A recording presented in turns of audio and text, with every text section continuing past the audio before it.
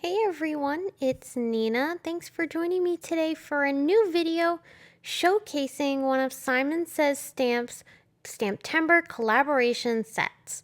I'm going to be using this adorable stamp set from Colorado Craft Company. It was designed by Colorado Craft Company for Simon Says Stamp's STAMPtember collaboration for 2021. It is so cute. So this set is called Life Happens, and it is an adorable set of illustrations by Anita Jerem, and these cuties are just so much fun to color. So I'm going to actually do some no-line colored pencil coloring with this set. I've pulled out a piece of dolphin cardstock from Lawn Fawn, and I'm going to start arranging my stamps onto the cardstock to get an idea of what I want to do here. I decided I wanted to do some stamping and masking, so I'm going to start with the frontmost images that I've picked out first. I'm going to ink them up with Simon Says Stamp Barely Beige ink. This is a really nice light brown color that is perfect for using as a guide for your coloring, especially when you're doing no-line coloring. But then it ends up hiding beautifully underneath your coloring. So it's a really great ink for that. I'm also stamping those same images onto some Gina K Designs masking paper, and then I'll go ahead and clean off my stamps.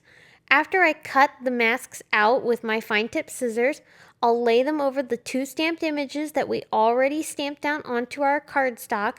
So this way, when I stamp the next set of images, these are going to end up looking like they're behind those front two mice. So next I'm stamping some chocolates from the stamp set, and I'll cover up any of the images that need masks because I'm going to stamp one more set of images behind these chocolate pieces. So I'm just picking out which chocolate pieces need a mask, and then I'll stamp my final image. And this is the two mice holding the cupcake, and they're going to be behind the chocolate pieces. So we have a dimensional scene here that I'm coloring in with colored pencils. I'm doing no line colored pencil coloring. I've chosen a few shades for my coloring, particularly in the browns for the mice. I decided to go with 2 shades of brown and then 2 shades of pink to create some blush on their cheeks, their bellies, their hands, feet, and ears. So when I'm coloring, I'm using a very light pressure, and I'm not pushing hard on the cardstock because I don't want to transfer too much of the wax from these pencils onto my paper, because if you do, it makes your coloring a little bit harder to smooth out. When you work with colored pencils, you can create a really nice smooth blend the more you layer and blend the colors together. So in this case, I used 2 shades of brown and blended those into the light pink colors. The lighter colors oftentimes have a bit more of a blending effect, and they'll actually smooth out the coloring even more than if you were using just the 2 darker shades. So that's why I chose the really light pinks to create that blush, but also help fade out those brown shades into the pink areas.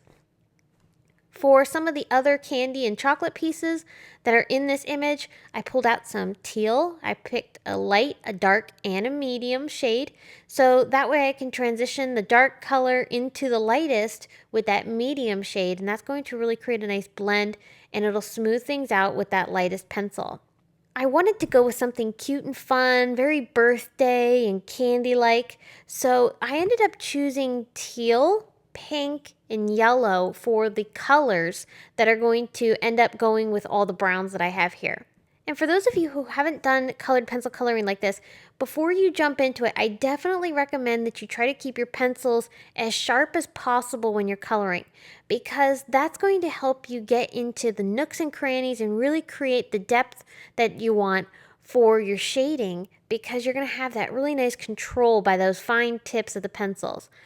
I like to make sure that I use a good sharpener, something that works well with my type of pencils. I'm using Prismacolor Colored Pencils, but other sharpeners might be better for your type of pencil. So just find something that works well for you and constantly sharpen your pencils as you work with them. So all of the chocolate pieces have these stripes on them, and I thought it'd be fun to color them with some bright colors, the pinks, the teals, and a little bit of yellow, and that'll help brighten up this image because I'm going to have a lot of brown here between the chocolate, the cupcake, the mice. There's a lot of brown shades, so these pops of bright colors really stand out amongst all these neutrals. For the chocolate pieces, I'm using 3 to 4 different pencils to shade them. I chose a really dark brownish black for the deepest areas, and then I have 2 medium shades that I'm alternating between just for some variation in the coloring. And then I also have a really light creamy color, and that's going to just be some highlights. And of course, it'll help me transition between the other shades of brown, but I really mostly used that lightest color to just add some highlight at the very end. So I'm finishing up the pencil coloring with some pink shades. These are a bit more rosier than the colors in the chocolates. A little bit closer to the pinks that I used on the mice, but also still different. They have a nice dusty tone to them, which really lends itself to the neutral colors. So I used those 3 shades of pink and also my brown that I used for the darkest colors of the mice to add some texture to the ground and give it a little bit of interest so it wasn't all one smooth layer. I like the look of it. I thought that added detail just went well with the style of these images. Totally up to you if you want to add that. So once I have all my coloring done, now it's time to add a little bit of interest to the background. I pulled out this dot stencil from Simon Says Stamp, and I thought this would look great as just a bit of subtle texture behind my images. I don't want anything to distract from all this beautiful coloring, so I'm going to keep this very light by just using a little bit of white pigment ink and a little round blending tool from Simon Says Stamp to add that ink through the stencil. And this is very subtle, but really fun and playful. It kind of reminds me of confetti behind the mice. I really like how this paired up. And this dolphin cardstock from Lawn Fawn is such a beautiful neutral. It kind of leans itself a little bit more towards a creamy color. Not so much brown like Nina Desert Storm cardstock. So I like the lighter tone, but the warmth of it and the creaminess was really pretty for this color combination. Keeping with that creamy color, I'm pulling out a cream cardstock card base from Simon Says Stamp. So this will be a 4 1/4 by 5.5 inch total sized card. I'm going to use some foam tape to pop my scene on top of this card, so there's a nice little bit of a border around it. You had seen me earlier use a Simon Says Stamp rectangle die to help trim this image down so that I had a nice placement for this whole scene, and it gives me that nice mat around the 4 1/4 by 5.5 inch card base. I used a glitter pen to add a bit of sparkle onto the chocolates, and now I'm picking out a sentiment from that Life Happens stamp set. But I wanted to have the sentiment broken up into 2 pieces so that I could position it around my images. So I'm just going to use my fine tip scissors to cut the sentiment apart. This one says, "Wishing you the sweetest birthday ever." I really like this greeting. So trimming it apart really helps make it fit for the card style I want. And if I ever want to use this sentiment again as one image, then I can just piece them back together. It'll nestle into the spot where I cut it out with no problem. So I'm stamping this greeting with Simon Says Stamp embossing ink onto both doll pink and brown cardstocks. I use Simon Says Stamp white embossing powder to sprinkle on top of that embossing ink, and I'll heat set both of those greetings with my heat tool.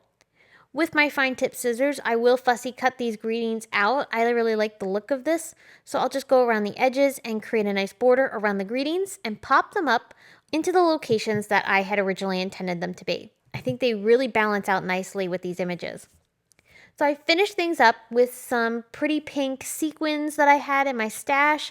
These are pink and cream. I don't remember what mix these came from. They weren't labeled, so I can't tell you exactly which mix they were, but anything pink would look cute with this.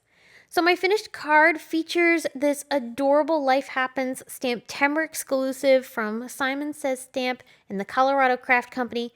I love how this card turned out. It is playful and fun, it's very sweet, and the coloring really brings these mice to life. I hope that you were inspired by today's project using this STAMPtember collaboration set. Like all the other STAMPtember collaboration sets that I've showcased already this month, this is limited edition, so it's only available while supplies last. If you love this set, you'll want to grab it while you can, because these STAMPtember collaboration sets are not guaranteed to last very long because there are such limited quantities. So make sure you grab it if you like it. I have links to this stamp set down in the video description below, along with all the other products that I used today if you're interested. So I thank you all for watching. I'm so happy that you tuned in for this video, and I can't wait to see you again with more inspiration. I'll be back soon, but until next time, I hope everyone has a wonderful day. Bye!